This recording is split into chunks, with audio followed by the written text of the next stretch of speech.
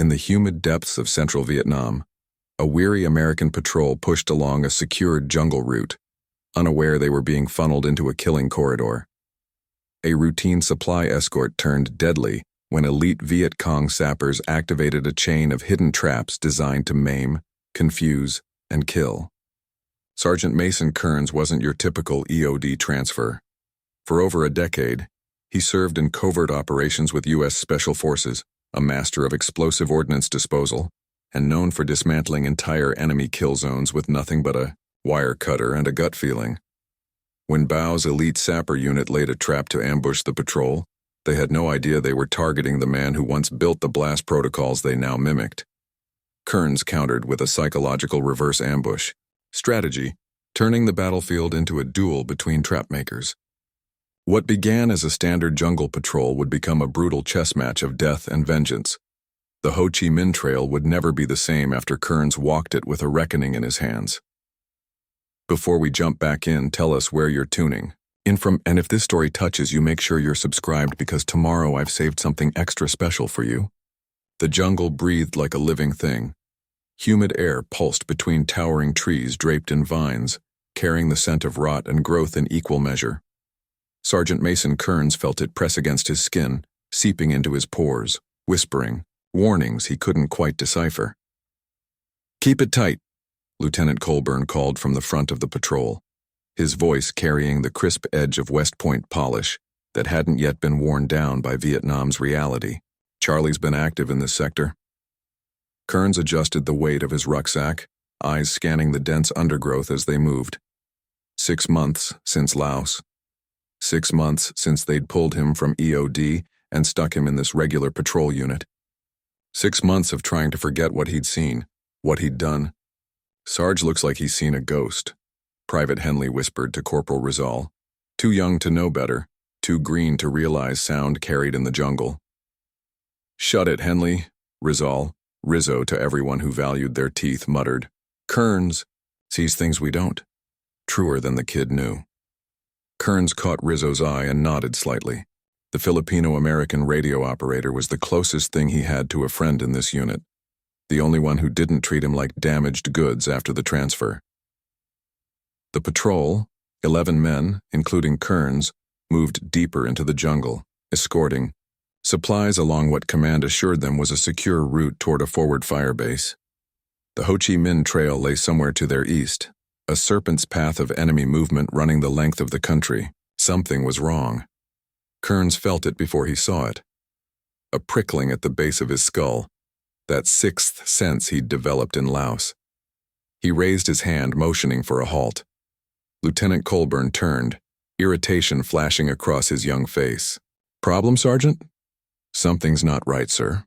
Kearns moved forward, dropping to one knee beside a seemingly ordinary patch of vegetation. "The ground's been disturbed here, recently." Colburn huffed. "We don't have time for your ghost stories, Sergeant. Battalion wants these supplies at Bravo Company by 1800.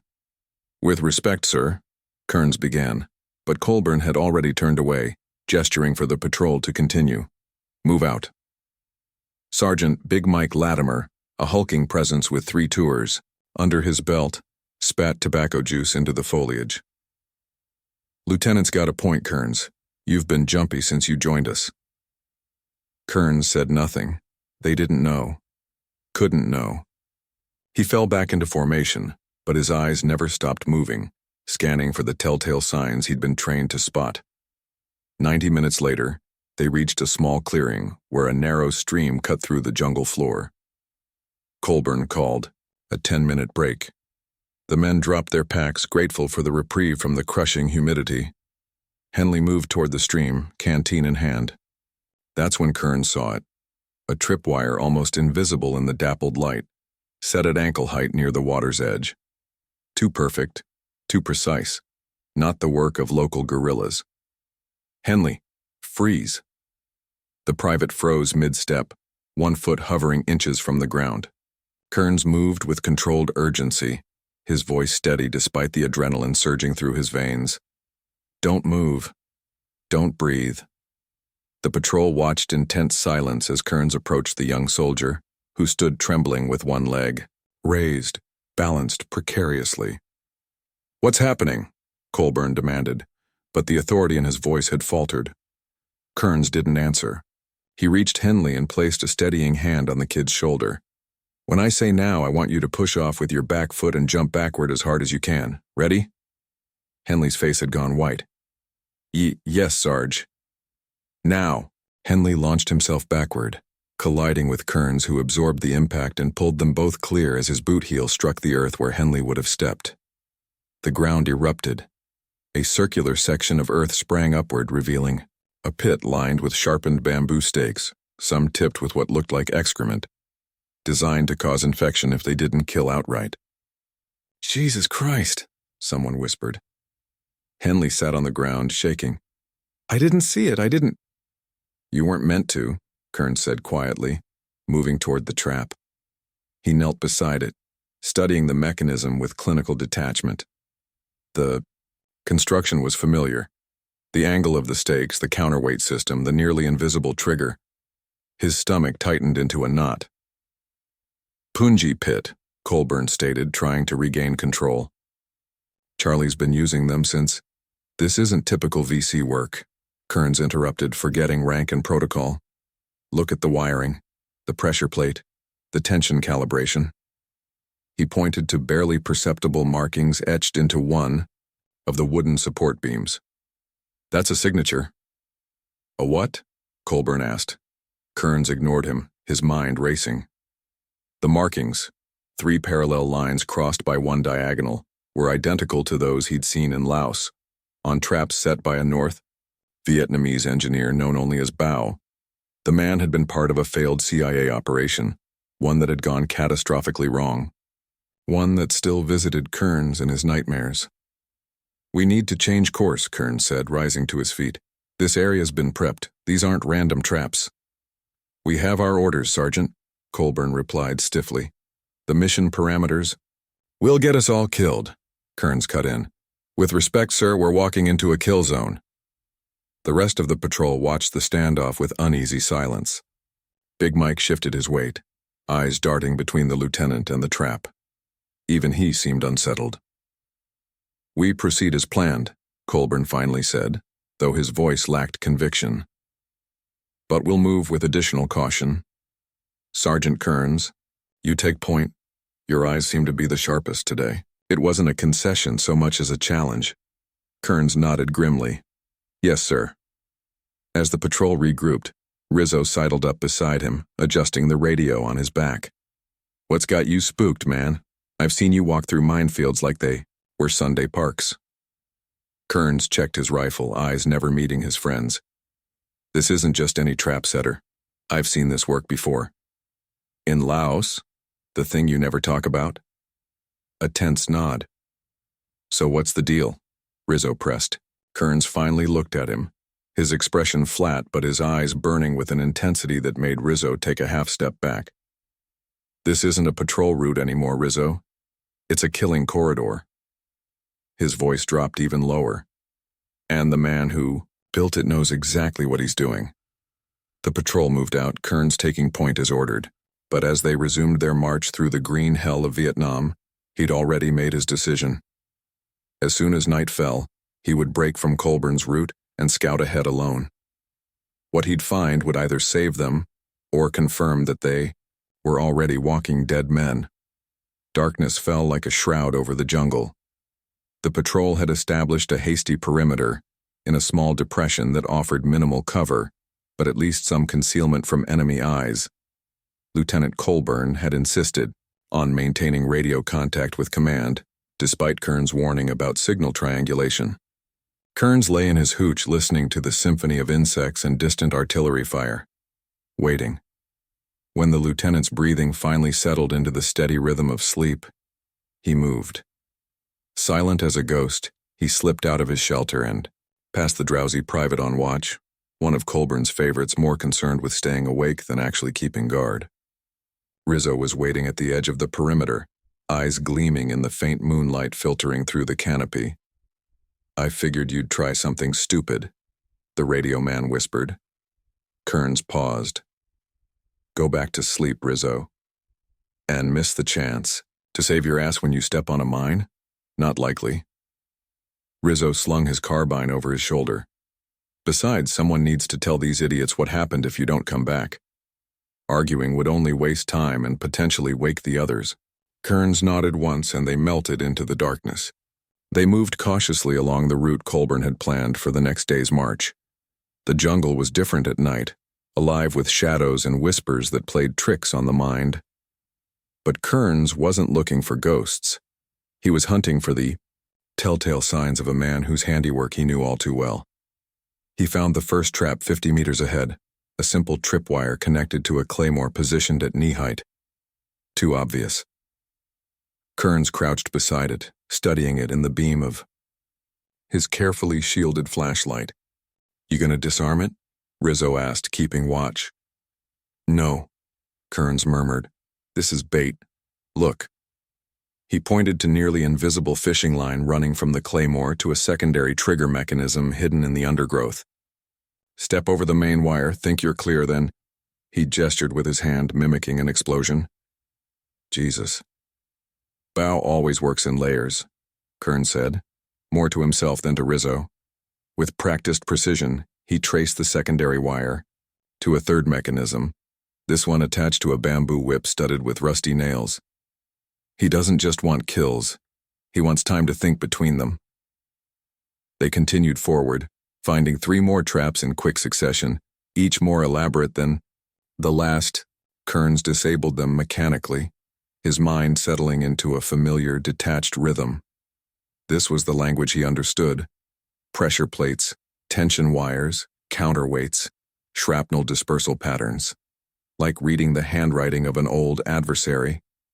"You're fucking scary when you get like this," Rizzo commented, watching Kearns methodically disassemble a particularly nasty fragmentation trap. Like someone flipped a switch and the real Kearns checked out. Kearns didn't respond. He was noticing something in the trap configurations, a pattern emerging.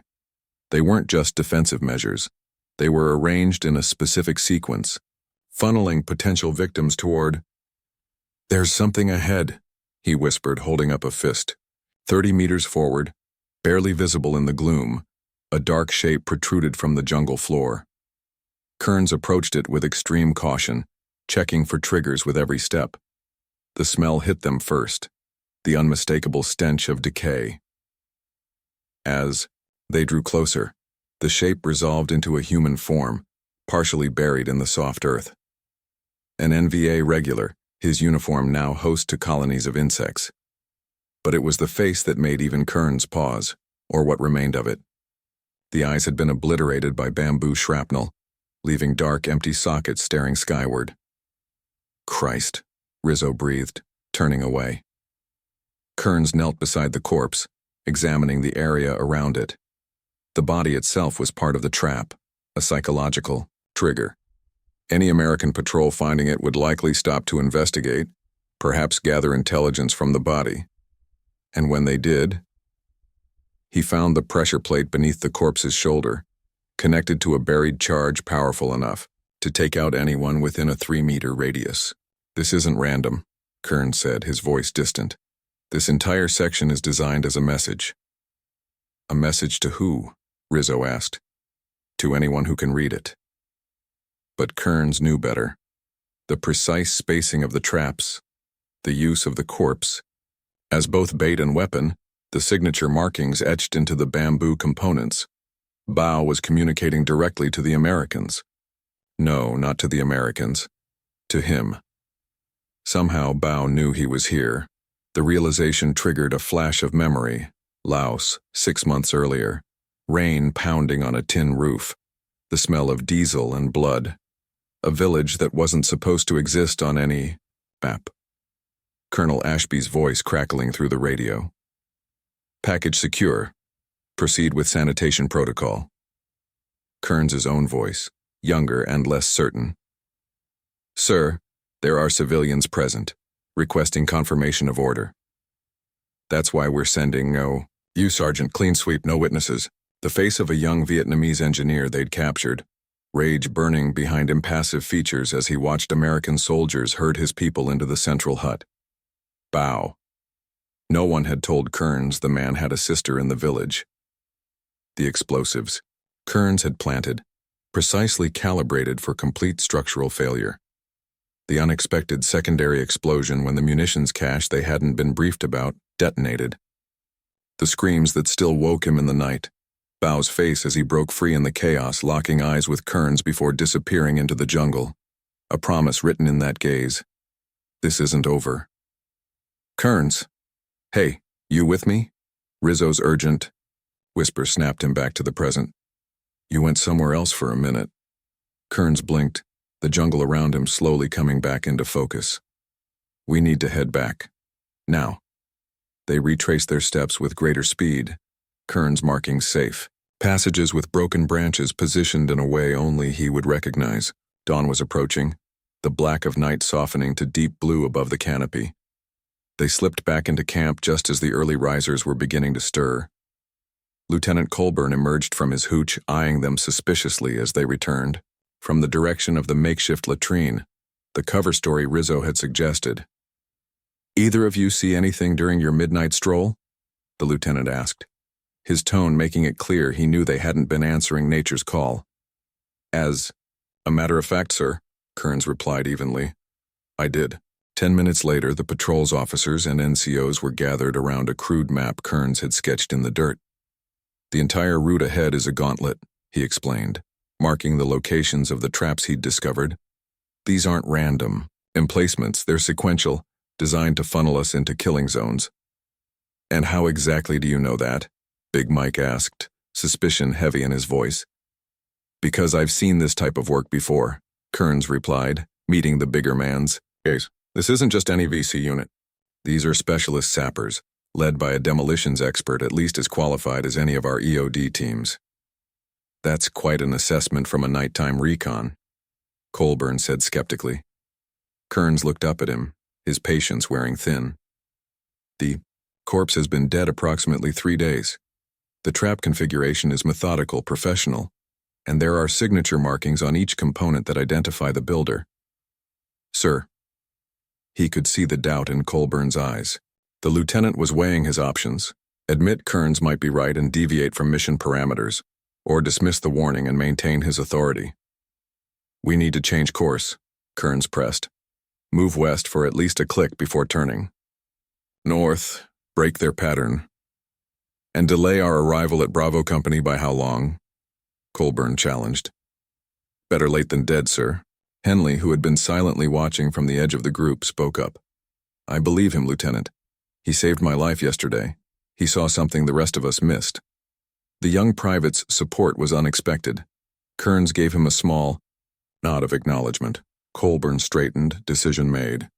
We proceed as planned. Sergeant Kearns will continue taking point to identify any additional hazards. We have our orders, and I won't have this patrol spooked by ghost stories about some master trap maker. The meeting broke up, the men returning to their morning routines, with new unease. Rizzo lingered, waiting until the others were out of earshot. You didn't tell them everything, he said quietly. Kearns began disassembling and cleaning his rifle, hands moving through the familiar ritual. They wouldn't believe it. Try me. Kearns continued working for several moments before speaking. The man who built those traps, I've encountered him before, in an operation that doesn't exist in any official record. He looked up, meeting Rizzo's eyes. I was part of something in Laos, something that went bad. How bad? The kind of bad that follows you home. Kearns reassembled his rifle with mechanical precision, and now it's found me again. Rizzo absorbed this, his usual wisecracks absent. So what happens when we keep going? Because the lieutenant isn't changing his mind. Kearns slung his rifle and stood, gazing toward the route ahead. In his mind, he could already see the trail of death Bao had laid out, a twisted invitation addressed specifically to him. We're going to spring every trap before it springs us, he said, and I'm going to find the man who set them. Rizzo nodded slowly. You know this is suicide, right? A ghost of a smile crossed Kearns' face, there and gone in an instant. Only if we're not smarter than him. An hour later, the patrol moved out, Kearns on point, his senses hyper-alert. Behind him, the others followed with newfound caution. Even Colburn's stride less confident than before. They were entering Bao's domain now, a killing ground designed by a master. With each step forward, Kearns felt the weight of responsibility for these men, and the growing certainty that before this mission ended, he would finally confront the architect of his nightmares. The jungle had swallowed them whole by midday. Kearns moved like a man possessed, every sense strained to its limit. 4 hours into their march, he'd already identified and neutralized 7 traps, each one more sophisticated than anything the standard VC units employed. The rest of the patrol followed in tense silence, stepping precisely where he indicated, avoiding the areas he marked with broken twigs or subtle hand signals. Lieutenant Colburn's earlier swagger had evaporated in the oppressive heat. He'd stopped questioning Kearns's frequent halts and detours, though his jaw remained tight with resentment. The young officer kept glancing at his watch, mentally calculating how far behind schedule they were falling. "We're only making half our projected pace," he finally muttered as Kearns waved the patrol to another stop. "We're still breathing," Kearns replied without looking back. He crouched to examine a patch of disturbed earth, gently brushing aside leaves to reveal the edge of a pressure plate. That's better than the alternative. Private McIntyre, a lanky southerner with a perpetual smirk, shifted impatiently behind them. "Christ, at this rate we'll retire in this jungle." "Shut it, Mac," Big Mike growled. The veteran sergeant had been watching Kearns work with grudging respect. Even he couldn't deny the evidence before his eyes. The path they'd been ordered to take was a death trap. Kearns extracted a thin metal probe from his kit and carefully inserted it beneath the pressure plate, feeling for the detonation mechanism.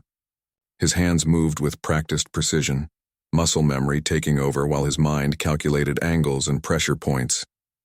"Henley, pass me the wire cutters," he said quietly. The young private hurried forward, equipment ready.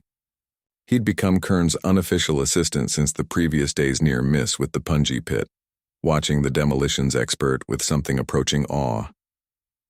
"Is it like the others?" Henley asked, keeping his voice low. Kearns nodded almost imperceptibly. "Similar signature. But he's getting more elaborate. This one's paired with something else." His eyes traced an almost invisible filament running from the pressure plate to the undergrowth several meters away. "Everyone stay put," he ordered, rising slowly. "I need to check something." "For Christ's sake, Kearns," McIntyre complained, "just disarm the damn thing so we can move on." "Can't disarm what I can't see," Kearns replied evenly, moving toward where the filament disappeared into the foliage. "And this one's connected to—" McIntyre stepped forward, his boot coming down on a patch of ground Kearns hadn't yet cleared. "Look, I'm getting real tired of this." "Mac, no." The warning came too late. There was a soft click, barely audible above the ambient jungle noise. For one suspended moment, nothing happened, just long enough for McIntyre's expression to shift from irritation to dawning horror. Then the world exploded. The blast wasn't large, but it didn't need to be. The real damage came from the hundreds of metal fragments, nails, screws, pieces of shrapnel, that erupted from a camouflaged container mounted in a nearby tree. They tore through McIntyre's upper body in a deadly cone, shredding flesh and bone with surgical precision. He didn't even have time to scream. The patrol dropped to the ground as one, weapons raised against an enemy that wasn't there. Colburn stared at McIntyre's crumpled form, the lieutenant's face blank with shock. Blood pooled beneath the dead man, soaking into the hungry earth. "Jesus Christ," someone whispered. Kearns was already moving, scanning the area for secondary triggers. "Nobody move!" His voice cut through the chaos with cold authority. "The primary just activated. There will be secondaries." His eyes found what he was looking for, a thin wire running from the detonated trap to another mechanism partially hidden beneath a rotting log. If anyone rushed to McIntyre's body, they'd trigger it too. With methodical calm that belied the adrenaline coursing through his system, Kearns traced the secondary's path and disabled it, cutting wires and removing the blasting cap with bare hands slick with sweat. Only then did he turn to the rest of the patrol.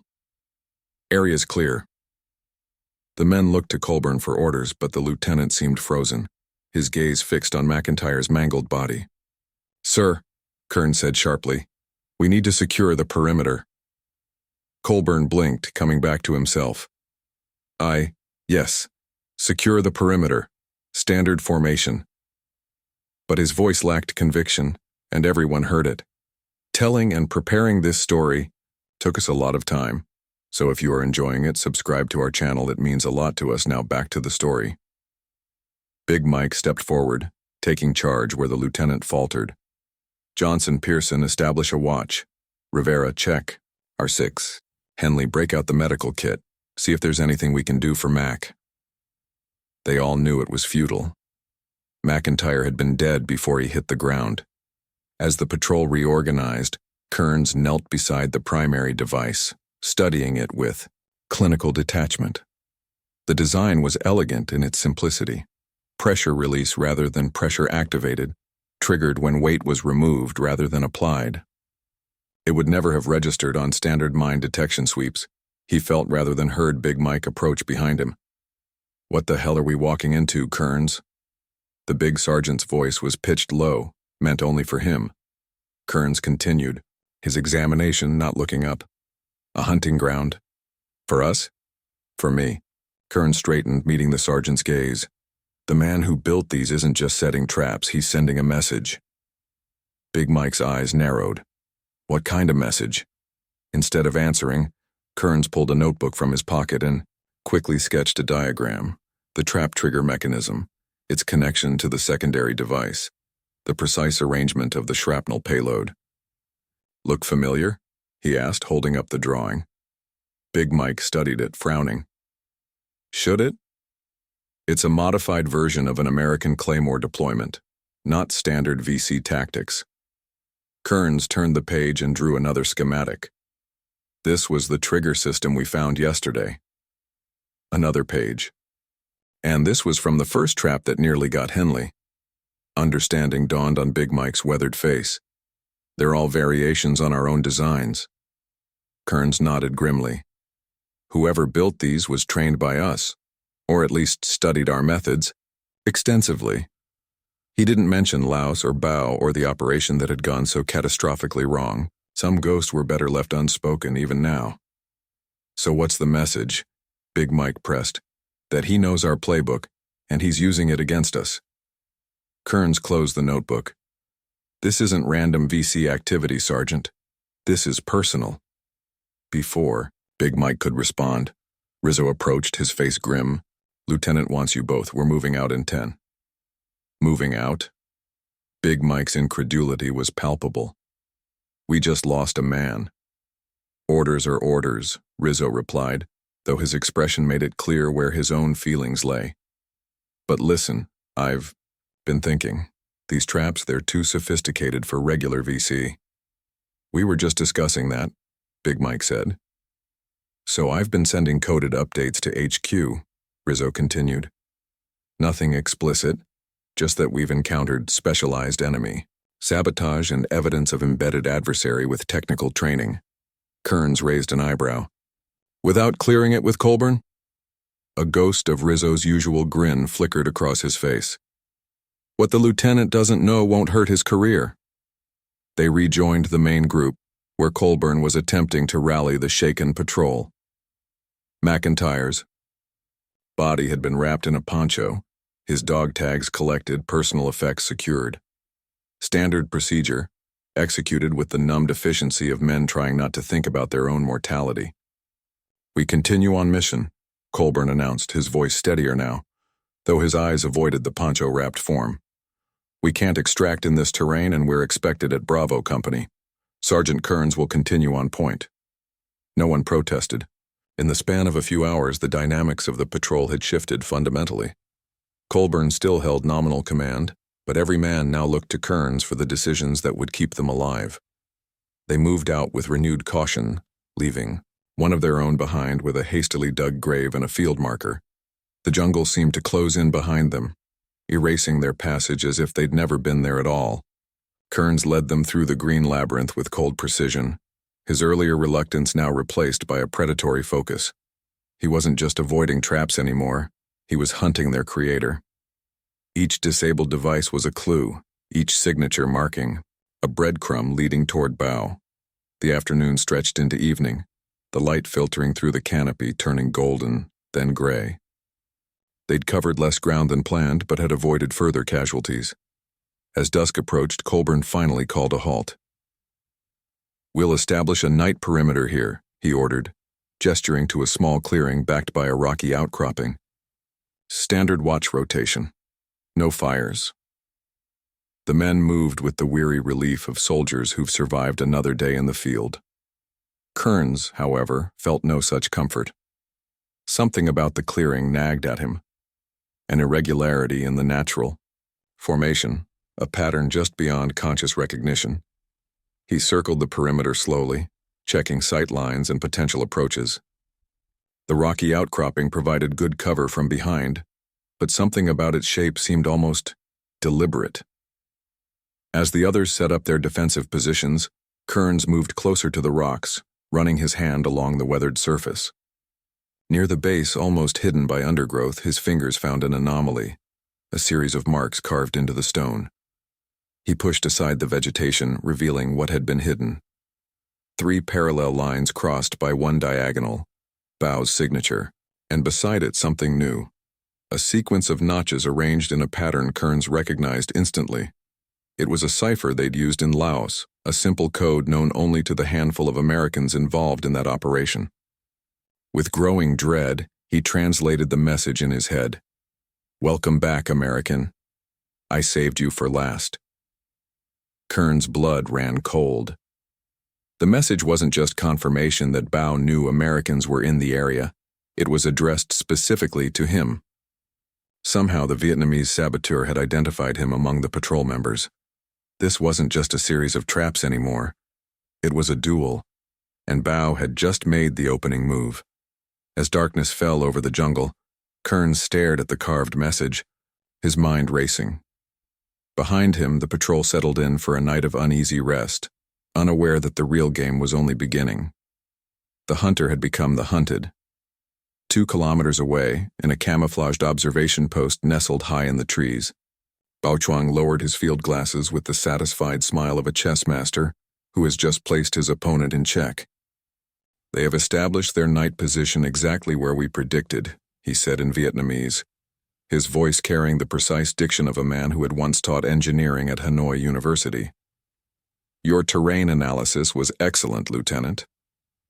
Beside him, Lieutenant Min Tran nodded, accepting the compliment with characteristic reserve. Unlike Bao, who had embraced the revolution with philosophical fervor, Min was a professional soldier, trained in the disciplined traditions of the North Vietnamese army. He respected Bao's genius, but found his methods increasingly unsettling. "The American patrol has already lost 1 man, Min observed. "The rest will be more cautious now." Bao carefully packed away his glasses. "Caution born of fear is still fear, my friend, and fear makes men predictable." His smile faded, replaced by something harder. "Besides, there is one among them who will not be ruled by fear, one who understands the game we play." "The demolitions expert," Min said. "You're certain it's the same man from Laos?" "The universe does not create such coincidences." Bao removed a small notebook from inside his jacket and flipped it open to a page of meticulous sketches, trap designs, terrain maps, and in one corner, a carefully rendered portrait of a gaunt-faced American soldier. "Sergeant Mason Kearns. He disarms my work with an intimacy that can only come from recognition." Min studied the drawing. "What makes this one American so important? We've killed many of their soldiers." Bao's eyes took on a distant quality. "In Laos, I watched him plant the charges that killed my sister and 17 others. He knew there were civilians present. I saw it in his eyes, the doubt, the hesitation, but in the end he followed his orders." He closed the notebook with deliberate care. "I need to know if a man can atone for such a thing, if redemption exists even in war." "And if it doesn't?" Min asked quietly. Then I will have my revenge. Instead, Bao rose with fluid grace. Prepare the sound devices. Tonight we begin the next phase. As Min moved to comply, he cast a troubled glance back at his companion. Bao's obsession with this American had transformed their mission from a strategic operation into something personal, something that felt increasingly like a ritual of private vengeance rather than revolutionary warfare. Kearns didn't share his discovery with the others. The message had been meant for him alone, and explaining it would mean revealing Laos, a wound still too raw to expose. Instead, he doubled the perimeter checks, examining every approach path for signs of enemy movement. The jungle night closed around them like a fist, the darkness nearly absolute beneath the canopy. Insects whined and clicked, invisible in the gloom. Somewhere in the distance, a creature screamed, man or beast, impossible to tell. "I hate this fucking place," Henley whispered, his young face ghostly in the faint moonlight filtering through. The leaves. He'd been paired with Kearns on first watch, the others stretched along the perimeter in two-man teams. "Can't see shit." "Use your ears," Kearns replied, his own attention focused on sounds rather than sights. "The jungle talks if you know how to listen." Henley shifted nervously. "What's it saying now?" "That we're not alone." The words had barely left his mouth when the first sound came. A voice, distant but clear, calling out in English. "Help, please, American." Henley jerked upright. "What the—" "Stay put," Kearns ordered, placing a restraining hand on the private's arm. "It's not real." "The hell it isn't," Henley protested. "Someone's out there." The voice came again, more desperate this time. "Please. I'm wounded. Help me." Around the perimeter, Kearns could sense the other men tensing, weapons ready. Lieutenant Colburn materialized beside them, his face tight with tension. "Who's calling?" he whispered. "Nobody," Kearns said firmly. "It's a sound trap. VC tactic, designed to draw us out or reveal our positions." Colburn frowned. "That's an American voice. Recorded. Probably from a captured soldier or radio intercept." Kearns kept his own voice low. "They'll use others, different directions. Make us think we're surrounded by friendlies in trouble." As if on cue, another voice emerged from the darkness to their right, a southern drawl calling for a medic. Then another, this one begging for water. The disembodied pleas encircled the patrol like ghostly sentinels. "Jesus Christ," Rizzo muttered, crawling over to join them. "This is seriously fucked up." The phantom voices continued, growing more desperate, more plaintive. Mixed among them now were other sounds, the metallic click of weapons being cocked, hushed Vietnamese commands, the rustling movement of troops in the underbrush. "None of it's real," Kearns insisted, though the cacophony was beginning to disorient even him. "They're using bamboo sound projectors, tubes positioned to carry noises across distances, making 10 men sound like 50. Real or not, they've got our position," Big Mike growled, joining the cluster of men. "We need to move before they zero in with mortars." Colburn looked from face to face, visibly struggling to maintain his composure. The psychological warfare was working, sowing confusion, disrupting sleep, fraying nerves, exactly as Bao had intended. "We stay put until dawn," the lieutenant finally decided. "Moving in the dark with this," he gestured at the phantom chorus, still echoing through the trees, "is suicide." No one argued.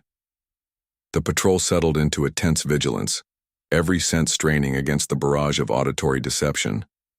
The voices continued through the night, sometimes fading to near silence before surging back with renewed urgency.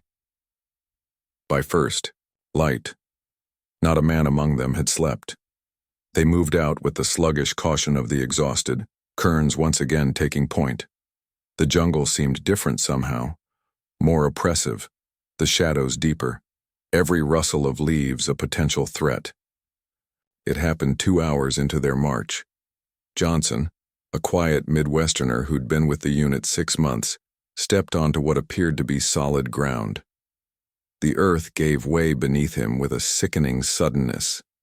Not the sprung trap of yesterday's punji pit, but a cleverly disguised natural sinkhole that had been modified into a deadfall. His scream was cut short by the sound of impact 40 feet below. "Man down!" Rivera called, dropping to his belly at the edge of the newly revealed pit. They gathered around the crumbling edge, peering down into the darkness. The bottom was lost in shadow, but the awkward angle of Johnson's body was visible enough. No man survived a fall like that with his neck bent so unnaturally. "Fuck," Big Mike whispered. "Fucking fuck." Colburn stood immobile, his face a mask of disbelief. 2 men lost in less than 24 hours. His first command, unraveling before his eyes. "We can't retrieve him," Kearns said quietly. The pit's edges were still crumbling, the risk of secondary collapse obvious to anyone with engineering training. Not without specialized equipment. "So we just leave him there?" Henley asked, his voice cracking. "We mark his position for recovery teams," Kearns replied, though he knew the chances of anyone returning to this exact spot were virtually nil. Johnson would become one more MIA, his body claimed by the jungle. As the men prepared to move on, Kearns studied the pit with professional interest. It wasn't like Bao's other traps. This was opportunistic, using the natural terrain rather than creating an artificial danger. The only modification had been to disguise the opening with a lattice of thin branches covered by leaves and soil. The simplicity bothered him. It lacked Bao's usual signature flourishes, his technical precision. Almost as if Kearns felt a chill that had nothing to do with the ambient temperature. This wasn't meant to be the primary trap. It was a distraction. He scanned the surrounding area with new urgency, eyes catching on a nearly invisible wire, running from a tree near the pit to a cluster of bamboo 30 meters ahead. The real trap lay waiting for the patrol as they moved away from their fallen comrade. "Hold position," he ordered, voice cutting through the murmured conversations. "Nobody move forward." The patrol froze, watching as Kearns carefully approached the bamboo cluster. Inside, he found what he'd expected, a pressure-detonated mine connected to several secondary shrapnel dispersal units. The entire apparatus was positioned at a junction where the patrol would naturally funnel after navigating around the pit. It took him 15 minutes to disarm the complex mechanism. When he was finished, he turned to find Colburn watching him, with haunted eyes. "How did you know?" the lieutenant asked. "Because it's what I would have done," Kearns answered simply. "Use an obvious danger to distract from the real threat." Something shifted in Colburn's gaze, the last vestiges of his authority crumbling away, replaced by the naked desperation of a man out of his depth. "What do we do?" he asked, no longer giving orders but seeking them. Kearns looked past him to the rest of the patrol, 7 men now, each face drawn with fatigue and fear. They couldn't continue like this, jumping at shadows, waiting for the next unseen trap to claim another life. "We changed the game," he said. Back at the pit's edge, away from the others, Kearns outlined his plan to Rizzo and Big Mike. "He's using our own tactics against us," he explained, sketching a quick map in the dirt. "Standard counter-ambush protocol is to flip the scenario, become the hunter instead of the hunted." "You want to set our own traps?" Big Mike asked, skepticism heavy in his voice. "Not exactly. I want to create a reverse logic zone." Kearns indicated an area ahead along their route. "We rig false triggers, tripwires that don't connect to anything, pressure plates that are actually stable, make it look like we're trying to trap them." "Why would that work?" Rizzo frowned. "Won't they just avoid anything suspicious?" "That's the point. They'll be so busy looking for our fake traps that they'll miss the real danger." Kearns drew a circle on his crude map. "We funnel them here where we'll be waiting." Big Mike studied the plan with growing appreciation. A counter-ambush inside a counter-ambush. That's some serious snake-eating shit. "It's what he'd expect me to try," Kearns admitted, "but he won't expect me to be so obvious about it. The more amateur our trap-laying looks, the more he'll suspect a deeper game. And while he's trying to figure out what that deeper game is, we spring the actual trap." Kearns erased his drawing with a sweep of his hand. "But we need someone to move ahead of the main group, someone to make it look like we're splitting our forces." Bait, Rizzo said flatly. Kearns nodded. High-risk position.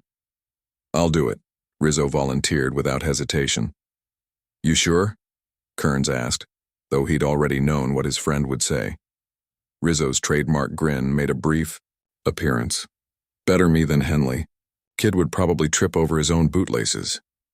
The plan came together over the next hour. Colburn, in name still the commanding officer, offered no objections. The young lieutenant had retreated into a shell of formal procedure, going through the motions while clearly relieved that someone else was making the decisions that might keep them alive. As the patrol prepared to move out, Kearns found himself alone for a moment at the edge of the clearing. The jungle seemed to pulse around him, alive with hidden threats both real and imagined. He closed his eyes, trying to center himself. The eye. Memories came unbidden. The village in Laos. Rain turning dirt to mud. The faces of the civilians, confused, frightened, as American soldiers herded them into the central building. Bao, struggling against his captors, shouting a woman's name, as she was pushed inside with the others. There's a woman in there, Kearns had told Colonel Ashby. Civilians. Collateral damage, Ashby replied without emotion. Everyone in that village is VC or VC adjacent. No witnesses, no loose ends. The detonator in Kearns' hand. The weight of it. The moment of hesitation before he pressed the trigger. The unexpected secondary explosion when the munitions cache ignited. The building collapsing not in the controlled manner he'd designed, but in a catastrophic chain reaction. Screams cut short. The look on Bao's face as he broke free in the chaos. Pure hatred mingled with something else. Something that looked almost like recognition. Sarge, you okay? Kearns opened his eyes to find Henley watching him with concern. Fine, he said shortly, pushing the memories back into their box. Just planning the route ahead. But as they moved out, with Rizzo taking the dangerous forward position, Kearns couldn't shake the sense that the jungle around them had become a manifestation of his own guilt. A green hell where past sins returned as physical threats, where redemption and punishment were indistinguishable from each other. He began setting his false triggers and decoy traps, working with mechanical precision while his mind circled the same questions. Was Bao right to hunt him? Did he deserve to survive this jungle? And if he did make it out, what kind of man would emerge from the other side? The answers, he suspected, lay with Bao himself. The man who had become his dark mirror in this war of shadow and deception. Somewhere ahead, the architect of his nightmares was waiting, and Kearns was finally ready to meet him. Rizzo moved through the jungle with uncharacteristic stealth, every step a careful negotiation between speed and silence. He'd shed his radio to reduce weight and eliminate noise, carrying only his M16 sidearm and a day pack with essential supplies. Kearns' instructions echoed in his mind. Make it look convincing. Act like a scout checking for safe passage, but leave obvious signs of your movement. Behind him, spread in a wide arc, the main patrol was implementing Kearns' reverse logic strategy, setting false traps that any experienced observer would recognize as decoys. The idea was to make Bao's team focus on unraveling a non-existent puzzle, while the real trap waited unmarked and unseen. Rizzo paused at the edge of a small clearing, deliberately scuffing the earth with his boot, before moving on. Breadcrumbs, for the hunters to follow. He didn't know if Kearns' plan would work, but after 2 days in this green hell, anything was better than waiting for the next booby trap to claim another life. 200 meters back, Kearns watched through field glasses as Rizzo disappeared into the foliage. His friend was playing a dangerous game, one that could cost him his life if Bao's men spotted him before reaching the designated ambush zone. You sure about this? Big Mike asked, crouched beside him. If Charlie realizes he's bait, Rizzo can handle himself, Kearns replied, more confidence in his voice than he felt. He lowered the glasses and turned to the rest of the patrol. I need 2 men on the high ground for overwatch. Henley, Rivera, take position on that ridge and maintain visual contact. If anything moves that isn't us, you signal, but do not fire. The 2 privates nodded and moved off. climbing toward the slight elevation that passed for high ground in this flattened jungle. "Lieutenant," Kearns continued, addressing Colburn, who stood slightly apart from the group, "I need you and Williams to set a perimeter 50 meters back. If this goes wrong, we'll need a fallback position." Colburn stared at him for a long moment, the remnants of his authority visibly wrestling with the reality of the situation. Finally, he nodded. "Williams, on me." They melted into the jungle, leaving Kearns and Big Mike alone. "And us?" the big sergeant asked. Kearns checked the action on his rifle. "We're going hunting." Lieutenant Min Tran moved cautiously through the undergrowth, following 30 meters behind the 3-man sapper team Bao had dispatched to investigate the American movements. As chief of security for this operation, it was his duty to observe and assess, but his presence here went beyond official responsibility. Something about Bao's obsession with this American patrol troubled him deeply, and he needed to see for himself how it was affecting operational decisions. The lead sapper halted suddenly, raising a closed fist. Min froze, watching as the man knelt to examine something on the forest floor. A footprint, deliberately clear in the soft earth. Such an obvious trail was suspicious, but the sapper team had been ordered to pursue any American movement with maximum aggression. Min frowned. These were Bao's best men, elite volunteers trained in the deadly art of close-quarter demolition work. Using them to chase a single American scout seemed wasteful, tactically unsound. Unless Bao believed this scout was connected to his nemesis from Laos. The sapper team continued forward, advancing in a staggered formation designed to minimize casualties from unexpected explosions.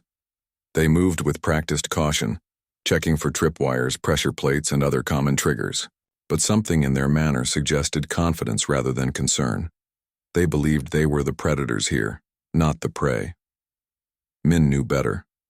War was never so simple, especially against an enemy who understood your methods. He kept his distance, watching and waiting for what he increasingly feared would be a disaster. Rizzo reached the designated position, a narrow ravine choked with bamboo, offering limited approaches and good visibility from his elevated vantage point. He'd done his job, laying an obvious trail for Bao's men to follow. Now came the hard part, waiting to see if the fish would take the bait. He didn't have to wait long. Movement flickered at the edge of his vision, the merest suggestion of a form gliding between trees. Then another, slightly to the left. The VC sappers were good, ghost-like in their stealth, but they were still human. And humans, even highly trained ones, disturbed the natural patterns of the jungle when they moved through it. Rizzo remained motionless, only his eyes tracking the approaching men. 3 of them, moving in a loose wedge formation, checking for traps as they advanced. They paused at the edge of the ravine, clearly suspicious of the terrain's natural channeling effect. The lead sapper said something in Vietnamese, gesturing toward the thick bamboo. One of his companions nodded and began a cautious descent into the ravine, rifle at the ready. That's when Kearns' trap revealed itself. The tripcord was virtually invisible, a single strand of fishing line stretched across a gap in the bamboo. The sapper's shin brushed against it as he stepped forward, applying just enough pressure to release the trigger mechanism Kearns had installed 20 minutes earlier. There was no explosion, no dramatic blast, just the whispered snap of a wire, under tension and the stomach-turning sound of metal penetrating flesh. A modified claymore, reversed to fire backward from its normal position, sent its deadly payload of ball bearings in a horizontal spray that caught the descending sapper full in the chest. He was dead before he hit the ground. The other 2 sappers reacted with trained precision, dropping to cover and returning fire at the presumed American position. But Rizzo wasn't there. He'd already slipped to his secondary location as soon as the trap triggered, exactly as Kearns had instructed. From the tree line above the ravine, Kearns and Big Mike opened fire. The sudden attack from an unexpected direction caught the sappers in a deadly crossfire. One went down immediately, riddled with bullets. The third managed to dive behind a fallen log, returning sporadic fire as he frantically sought an escape route. "Keep him pinned," Kearns shouted, circling to flank the trapped sapper. Big Mike complied, sending controlled bursts that splintered bark and sent wood chips flying inches from the Vietnamese soldier's head. Kearns approached from the blind side, moving with the silent precision that had made him a natural choice for demolition work. The sapper was focused on Big Mike suppressing fire, unaware of the American closing in from behind until Kearns pressed his rifle barrel against the base of the man's skull. "Dong Lai," Kearns ordered in Vietnamese. "Stop." The sapper froze, then slowly raised his hands. "Throw your weapon away." Kearns continued in the man's language. "If you move suddenly, you die." The sapper complied, tossing his AK-47 into the undergrowth. Kearns patted him down, finding 2 grenades and a knife, which he also confiscated. "Stand up, slowly." As the man rose, Kearns saw his face clearly for the first time. Young, perhaps no more than 20, with the hardened eyes of someone who had already seen too much death. But it was the tattoo on the inside of his wrist that caught Kearns' attention. 3 parallel lines crossed by 1 diagonal. Bau's signature mark, worn as a badge of allegiance. "You're one of Bau's men," Kearns said, switching to English. The sapper's eyes widened slightly at the name. Confirmation enough. By now, Rizzo had rejoined them, and Big Mike approached cautiously, keeping his weapon trained on the prisoner. "Nice of you to join us," Rizzo quipped, but the grin didn't reach his eyes. The adrenaline of combat was wearing off, leaving the shaky aftermath of survival. "The trap worked," Kearns said simply. 2 down, 1 souvenir, Big Mike confirmed. "What now?" Before Kearns could answer, rifle fire erupted from the direction of the main patrol position. Single shots, then a burst of automatic fire, followed by distant shouting. "The others," Rizzo said urgently. "Get back to them," Kearns ordered. "I'll bring our guest." Rizzo and Big Mike hesitated only briefly before heading back toward their comrades at a run. Kearns turned to the sapper, switching back to Vietnamese. "We're going to walk now. Try to escape and I will shoot you. Understand?" The young man nodded, eyes holding a mixture of fear and defiance. As they began moving, Kearns asked, "How long have you worked for Bao?" The sapper remained silent. "I know him," Kearns continued conversationally, keeping the rifle steady against the man's back. "From Laos. We have history." That got a reaction, a slight tensing of the shoulders, a quickening of breath. "He talks about you," the sapper finally said in halting English. "The American who kills women and children." The words hit Kearns like physical blows, but he kept his face impassive. "Is that what he says?" "He says you are the demon he must exorcise." "Exorcise," Kearns corrected automatically. The sapper shrugged. "Same meaning. Remove. Destroy." They reached the main patrol position to find the situation under control. The gunfire had been triggered by a VC scout who'd approached from the opposite direction, not part of Bao's sapper team but a regular soldier on routine reconnaissance. Henley had spotted him and opened fire, killing the man before he could retreat.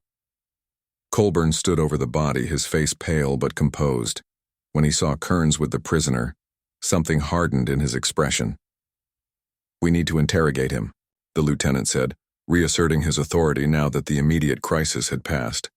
"Find out how many more are in the area." "I've already started," Kearns replied, guiding the sapper to a sitting position against a tree.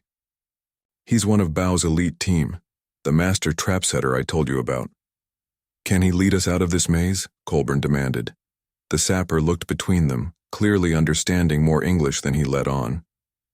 "Possibly," Kearns said. "But we need to be careful. Bao will know by now that his men haven't returned. He'll suspect a trap. Then we use what we have," Colburn insisted, gesturing at the prisoner. "Make him talk, whatever it takes." The other men exchanged uncomfortable glances. They all knew what "whatever it takes" could mean in the field, far from oversight or accountability. Kearns stepped between Colburn and the sapper. "That's not how this works, Lieutenant." "I'm still in command here, Sergeant," Colburn snapped, color rising in his face. "And I'm giving you a direct order to extract information from this prisoner by any means necessary." No. The single word hung in the air like a physical presence. For a moment, no one moved. Then Colburn reached for his sidearm. "This is insubordination, Sergeant. I'll have you court-martialed when we—" He never finished the sentence. Big Mike's massive hand clamped around the lieutenant's wrist, preventing him from drawing his pistol. "That's enough, sir," the big sergeant said quietly. "We've lost 2 men already. I'm not losing more because you're trying to prove something." Colburn struggled briefly, but he might as well have tried to bend steel with his bare hands. Big Mike held him immobile without apparent effort. "This is mutiny," Colburn hissed. "This is survival," Big Mike countered. "Kearns has kept us alive this far. I'm betting on him to finish the job." The standoff stretched for several heartbeats before Colburn's shoulders slumped in defeat. Big Mike released him, and the lieutenant stalked off to the edge of the perimeter, refusing to look at any of them. Kearns turned back to the sapper, who had watched the exchange with keen interest. "Bao sent your team to find the American scout," Kearns stated in Vietnamese. "What were your orders after that?" The sapper hesitated, then apparently decided there was no reason for secrecy.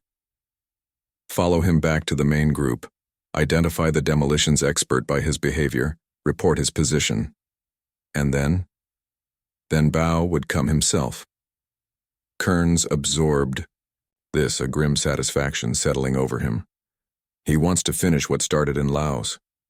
He wants justice," the sapper replied, "for his sister, for the others."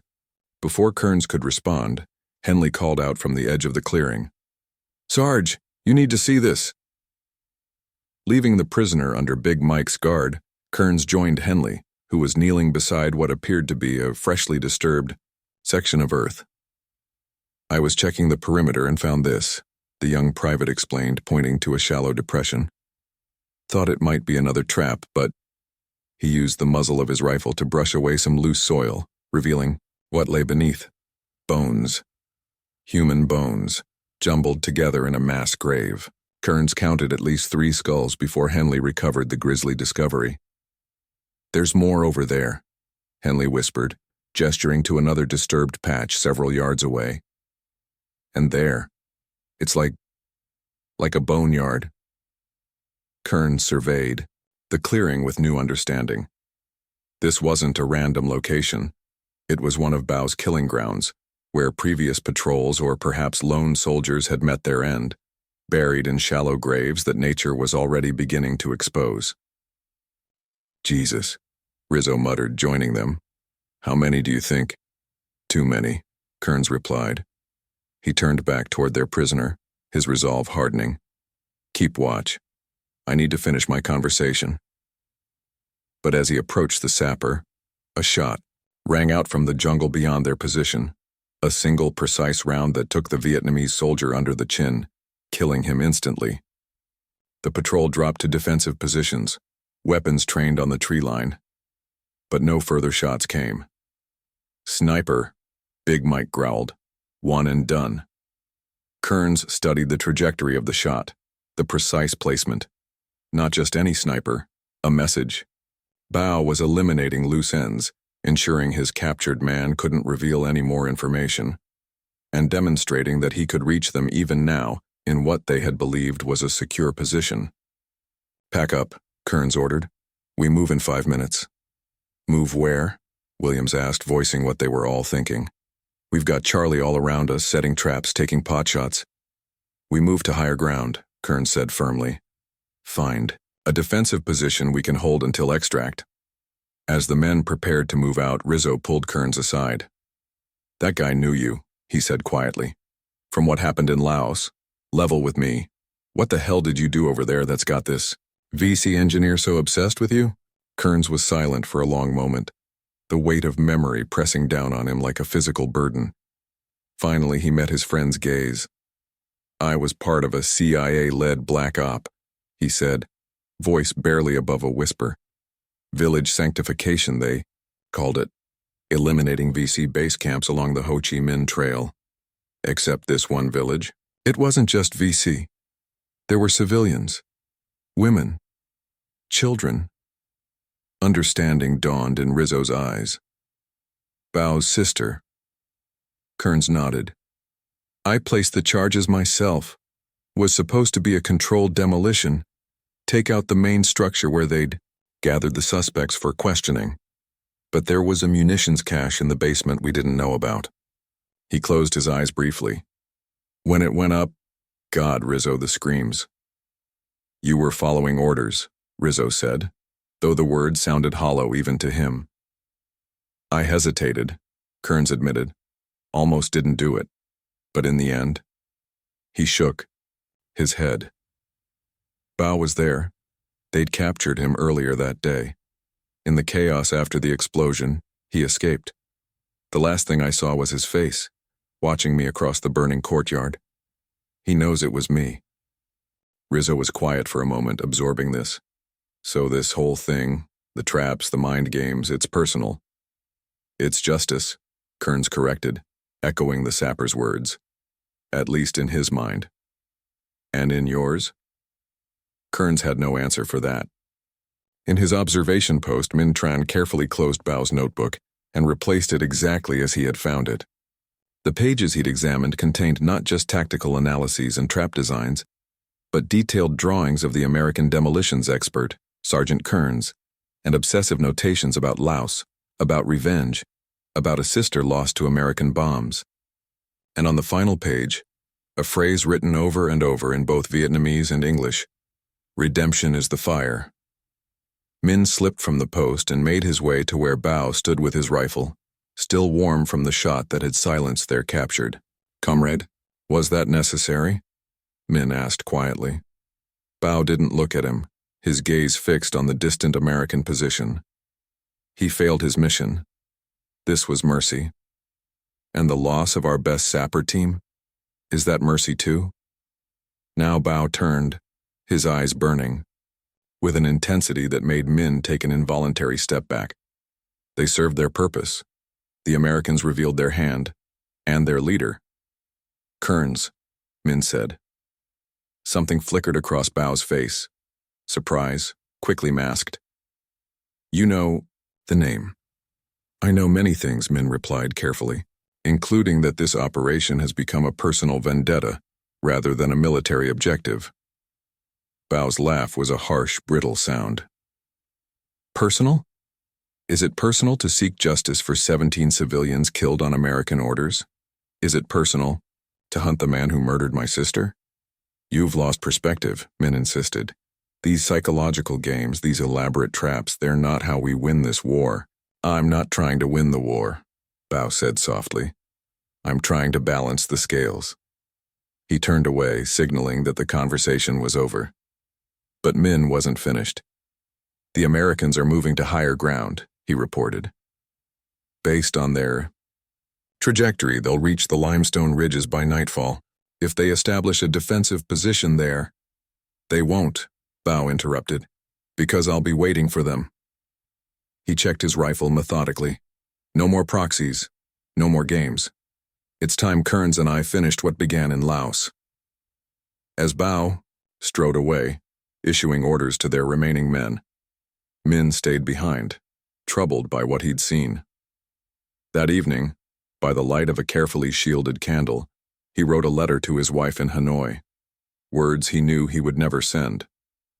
My beloved Layan, I find myself in a war within the war, where right and wrong have become as tangled as the jungle vines that surround us.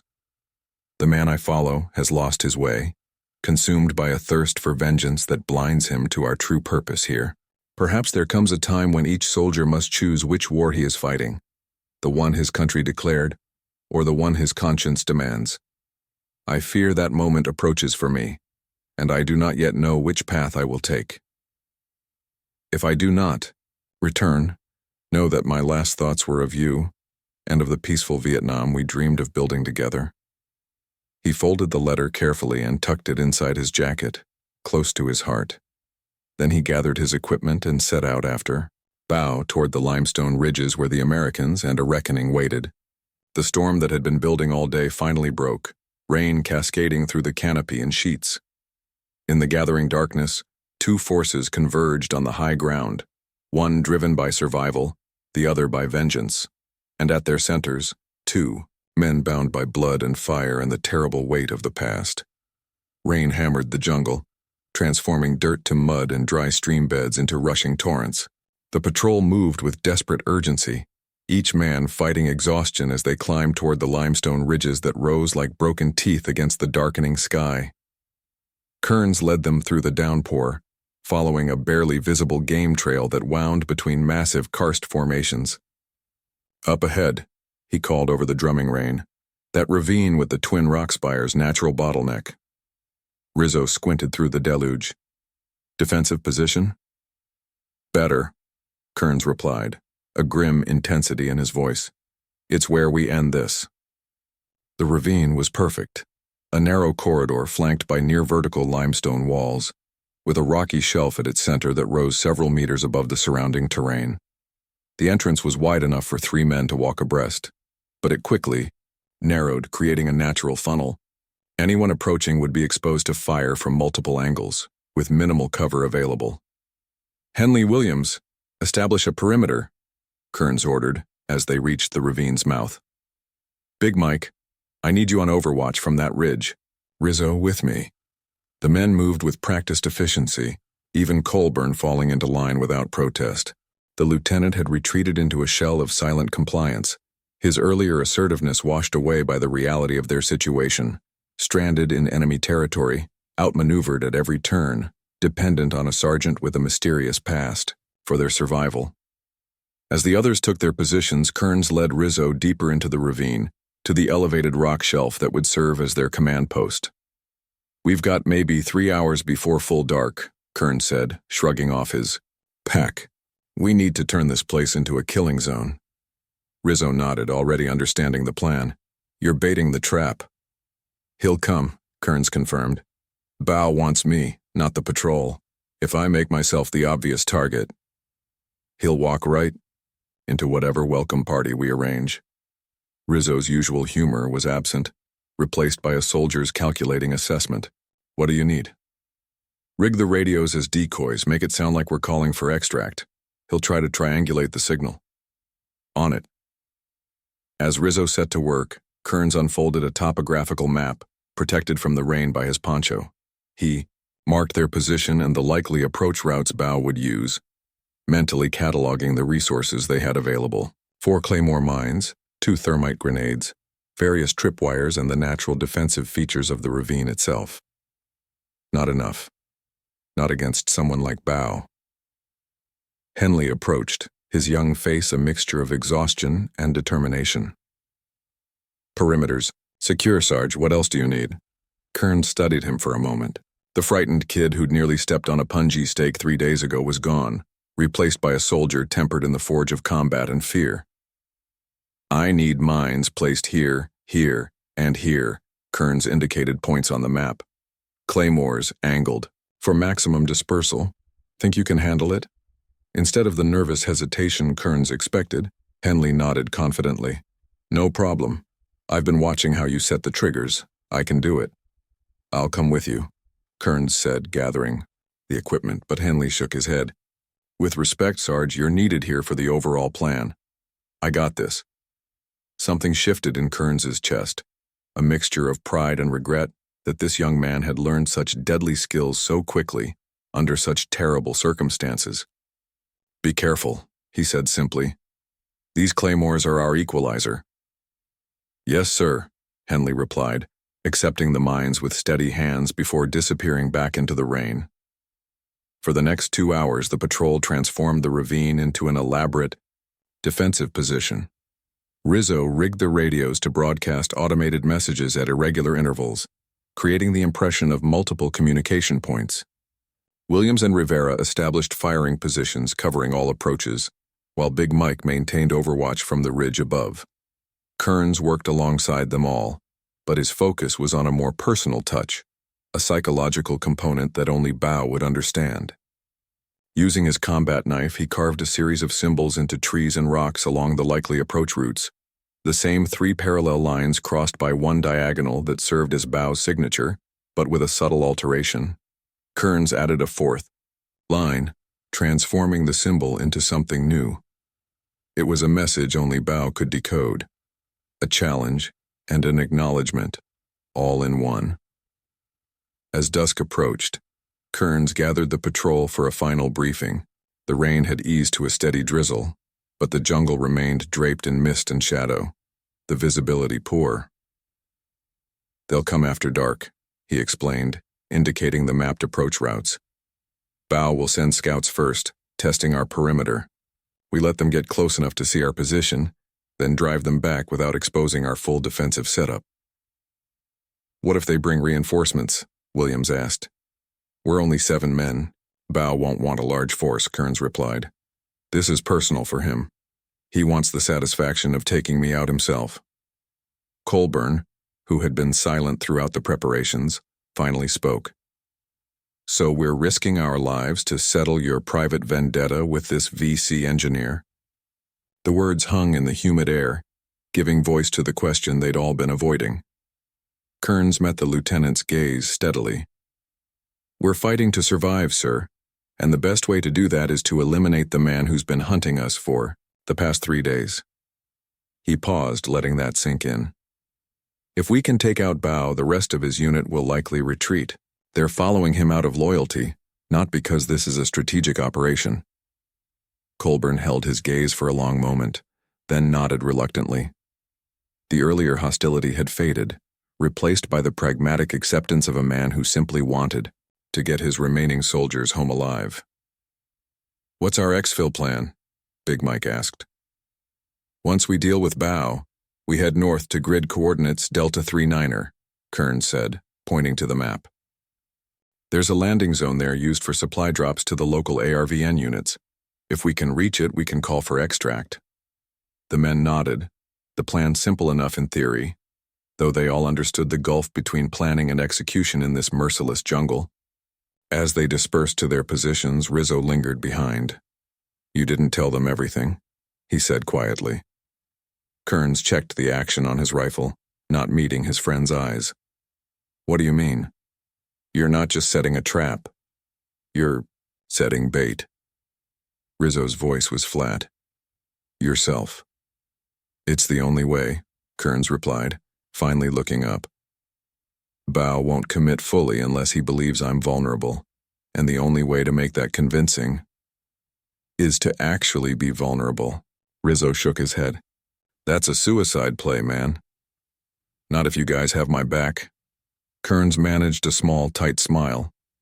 "Besides, I've got a few tricks he won't expect." Before Rizzo could respond, a flicker of movement at the edge of the ravine caught their attention. A lone figure emerged from the mist, a Vietnamese soldier, hands raised in the universal gesture of surrender. He carried no visible weapons and moved with deliberate slowness. "Hold fire!" Kearns called as rifles swung toward the intruder. "Cover me!" With Rizzo and Big Mike providing overwatch, Kearns approached the Vietnamese soldier cautiously, his own weapon at the ready. As he drew closer, he recognized the man, Lieutenant Minh Trang, Bao's right-hand officer whom he'd glimpsed briefly during the Laos operation. "That's far enough," Kearns said in Vietnamese, stopping several meters away. Minh nodded, remaining still. "I come alone," he replied in careful English. "No weapons." "What do you want?" "To stop unnecessary death." Min's face was a controlled mask, but his eyes held a troubled intensity. "Bao has lost his way. This hunt for you, it is consuming him." Kearns studied the man, looking for signs of deception. "Why should I believe you?" "Because I have seen what vengeance does to a man's soul." Min reached slowly into his jacket, freezing when multiple rifles trained on him instantly. "Just paper," he explained calmly. "Information." Kearns nodded permission, and Min withdrew a folded sheet of paper, extending it cautiously. "Bao's plan," he said as Kearns took the paper. "Approach routes, timing, numbers." Kearns unfolded it, finding a rough but precise map with notations in Vietnamese. The tactical information matched his own assessment, but included details he couldn't have known. The exact size of Bao's remaining force, 12 men, their weapons, their planned deployment. "Why betray your commander?" Kearns asked, refolding the paper. Min's expression hardened. I am betraying nothing. I am serving Vietnam. He gestured to the jungle around them. This war will end someday. Both sides will go home or die here. But this, he tapped the paper, this is not war. This is madness. Something in the man's quiet dignity rang true. Kearns nodded slowly. What will you do now? I will delay the southern approach team, Min replied. Give you time. After that, he shrugged, a surprisingly Western gesture. Perhaps find a different war to fight. Kearns hesitated, then extended his hand. After a moment's surprise, Min took it in a brief, firm grip. Nam Mo Adija Fat, Min said, a Buddhist invocation seeking the protection of Amitabha Buddha. May you find peace, Sergeant Kearns. Then he was gone, melting back into the mist as silently as he had appeared. What was that about? Rizzo asked as Kearns returned to their position. Insurance, Kearns replied, showing him the map, and confirmation that Bao is coming tonight. The rain stopped completely as darkness fell, leaving the jungle draped in a clinging mist that diffused the weak moonlight into an ethereal glow. The patrol settled into their defensive positions, each man alone with his thoughts as they waited for an enemy they couldn't see. Henley completed placing the claymores, returning to report success with quiet pride. Williams and Rivera established interlocking fields of fire at the ravine entrance, while Big Mike maintained his overwatch position from the ridge. Colburn took up a position near the rock shelf, coordinating their sparse resources with newfound focus. Kearns moved between them all, checking preparations, offering quiet encouragement. Then, as full night descended, he took his position alone at the most exposed point of their defense, the bait in his own trap. Just before 2200 hours, the contact came. Movement, northwest approach. Big Mike's hushed voice crackled over their short-range radios. 3 figures moving slow. Hold fire, Kearns responded. Let them get closer. Minutes stretched like hours as the patrol tracked the approaching VC scouts. Then a metallic click echoed through the ravine, the sound of a tripwire being triggered. But instead of an explosion, there was only silence. What happened? Rizzo whispered over the radio. That should have set off the first claymore. Kearns felt a chill that had nothing to do with the damp night air. He's disarming them, he replied. Bao knows where we placed the mines. Another click followed by silence, then another. Jesus, Big Mike breathed. He's walking right through our kill zone. Kearns switched channels. Henley, Plan B, now. Roger that, came the immediate response. 50 meters out, where the trail bent. Around a massive boulder, a handheld detonator clicked in Henley's palm. The claymore they'd placed as a backup, the one not connected to any tripwire, exploded with devastating force, sending hundreds of steel balls ripping through the undergrowth. Screams erupted from the darkness, followed by the staccato chatter of automatic weapons as the VC scouts returned fire blindly. The patrol responded in kind, sending controlled bursts toward the muzzle flashes. For 5 minutes, the ravine echoed with gunfire and shouts. Then, as suddenly as it had begun, the firefight ceased. Silence descended once more, broken only by the sound of the wounded. 2 down, Big Mike reported. 1 moving away to the north. They'll regroup, Kearns said. That was just the first wave. He was right. 20 minutes later, the attack came again, this time from multiple directions simultaneously. VC fighters pressed forward in small teams, using the terrain for cover as they probed the Americans' defensive perimeter. The patrol fought with the disciplined fury of men who knew retreat wasn't an option. Rizzo coordinated their response from the rock shelf, while Henley proved surprisingly effective with the M79 grenade launcher, dropping 40mm rounds with pinpoint accuracy into VC approach routes. Through it all, Kearns waited. This wasn't Bao's move, not yet. These were standard infantry tactics designed to test their defenses and deplete their ammunition. The real threat would come later, when Bao himself entered the field. By midnight, the VC attacks had tapered off. The patrol had held their ground, suffering only minor injuries. a shrapnel wound to Rivera's arm, a bullet graze along Williams's thigh. But their ammunition was running low, and exhaustion tugged at their reflexes. "Why'd they back off?" Henley asked during a lull, reloading his grenade launcher with hands that trembled slightly from adrenaline and fatigue. "They're not gone," Kearns replied, scanning the darkness beyond the ravine. "They're regrouping." As if to confirm his words, a single shot rang out from beyond their perimeter, not aimed at any of them, but at one of the trip flares they'd set up. The phosphorus ignited with blinding intensity, illuminating the ravine entrance in harsh white light. Standing there, fully exposed in the glare, was Bao. He wore the simple black uniform of the Viet Cong with no rank insignia or identifying markers, save for a red bandana tied around his neck. In his hands was an AK-47, held casually across his chest. His face, older and more weathered than Kearns remembered from Laos, was set in an expression of calm determination. For a long moment, no one moved or spoke. Then Bao raised his left hand, a signal, not a surrender, and stepped forward into the ravine. Behind him, 5 VC fighters emerged from the shadows, spreading out in a loose formation. "Hold fire," Kearns ordered over the radio. "Wait for my command." He stood from his position, stepping into the open where Bao could see him clearly. Their eyes met across 40 meters of contested ground, recognition flashing between them like a current. "Sergeant Mason Kearns," Bao called, his English precise and unaccented. "The bombardier of Laos, the dealer of silent death." "Engineer Bao Quang," Kearns replied. "I've been admiring your work these past few days." A thin smile crossed Bao's face. "Professional courtesy between craftsmen, though I find your recent improvisations lacking elegance." "We work with what we have," Kearns replied, matching Bao's conversational tone while his mind calculated distances, angles, response times. "I didn't have the luxury of preparation. And yet here we are." Bao gestured to the ravine around them. "Your final trap. Your last stand.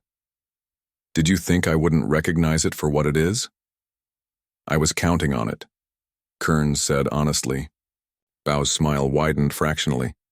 "You expected my lieutenant to betray me, to provide you with my plans."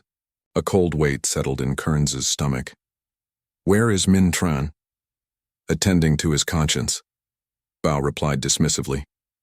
"He became unreliable, sentimental about unnecessary death." His gaze hardened. As if any death in this war could be considered unnecessary. Kearns felt a flicker of genuine regret for the principled officer who had tried to prevent further bloodshed. He hoped Min had simply been dismissed rather than eliminated, but Bao's callous tone suggested otherwise. "You've gone to a lot of trouble to find me," Kearns said, shifting the conversation. 3 days of elaborate traps, psychological warfare, all this effort for one American sergeant. "Not just any sergeant," Bao corrected. "The man who killed my sister, who burned my village to cleanse American secrets." He took a step forward. "The man who must answer for Laos." Around them, both American and Vietnamese forces remained frozen, weapons ready but holding fire. This moment belonged to Kearns and Bao alone, a reckoning 6 months in the making. "I made a choice in Laos," Kearns said, his voice carrying clearly in the night air. "A wrong choice, following orders I knew were wrong." "And now you seek absolution?" Bao's tone was mocking. "Confession before death? No." Kearns shook his head. "Just truth. Between us. Before whatever happens next." Something shifted in Bao's expression, a flicker of the man he had been before war and vengeance had consumed him. For a heartbeat, they were just 2 technicians who understood the terrible poetry of precisely applied destruction, the burden of knowledge that could protect or annihilate. "I accept your truth," Bao said finally. "Now accept mine. For my sister, for my people, you must die in this place."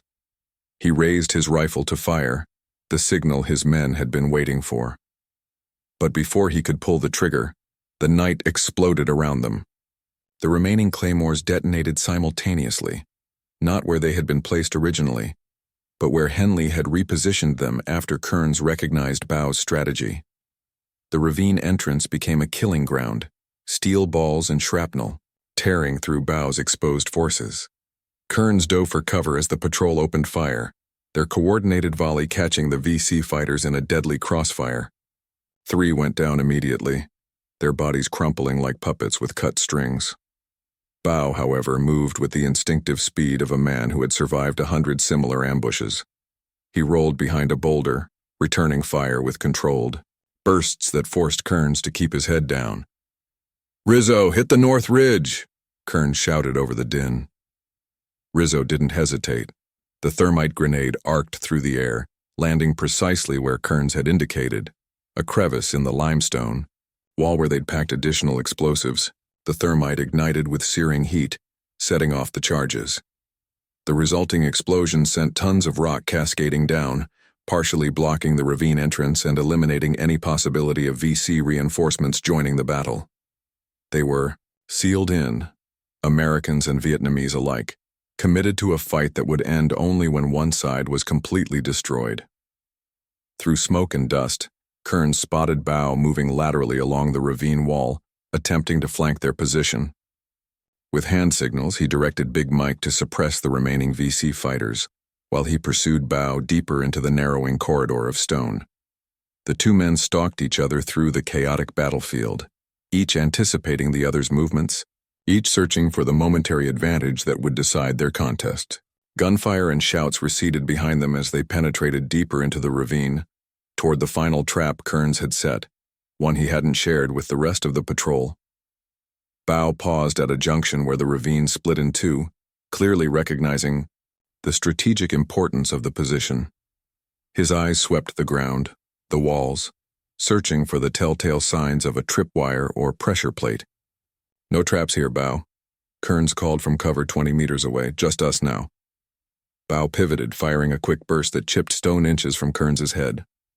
"Always more traps with you Americans," Bau replied, his voice eerily calm despite the circumstances. "Always another layer of deception."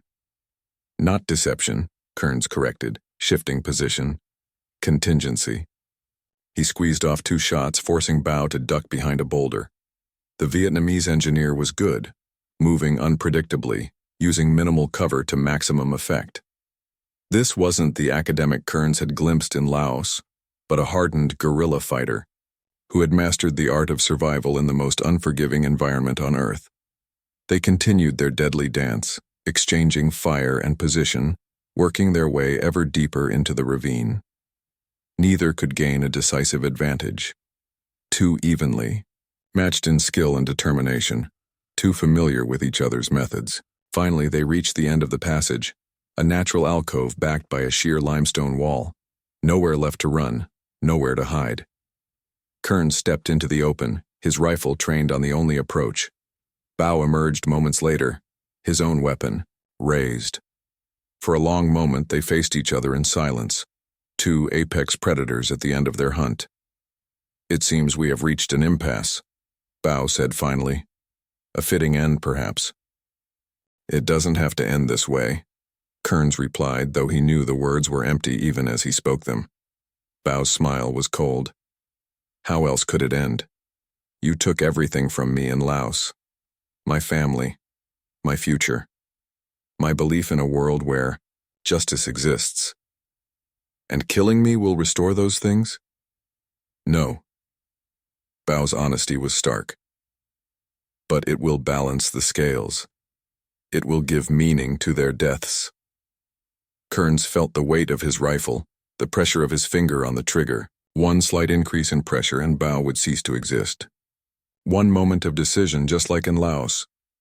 "We've become the same, you and I," he said quietly. "2 monsters made by the same war." "Not quite the same," Bau corrected. "I fight for my homeland. You fight for, what, containment? Democracy? Words on paper in Washington?" "I fight for the men with me," Kearns replied. "Nothing more, nothing less." Understanding passed between them, the stripped-down honesty of soldiers who have moved beyond ideology to the basic imperative of survival and loyalty. Then we are not so different after all, Bao acknowledged. The coldest men with the warmest hearts. The phrase startled Kearns, so similar to what Big Mike had said earlier. Before he could respond, the sound of renewed gunfire erupted from the main ravine. Your men are still fighting, Bao observed, as are mine. And here we stand, at our own private Armageddon. Bao's finger tightened on his trigger. Goodbye, Sergeant Kearns. In the instant before he fired, the ground beneath them trembled. Both men recognized the sensation immediately, the distinctive vibration of a demolition charge being armed, Kearns' final trap, the one he'd set by hand and kept secret even from his own patrol. Bao's eyes widened in realization, then narrowed in something like respect. Clever. The entire alcove, Kearns nodded.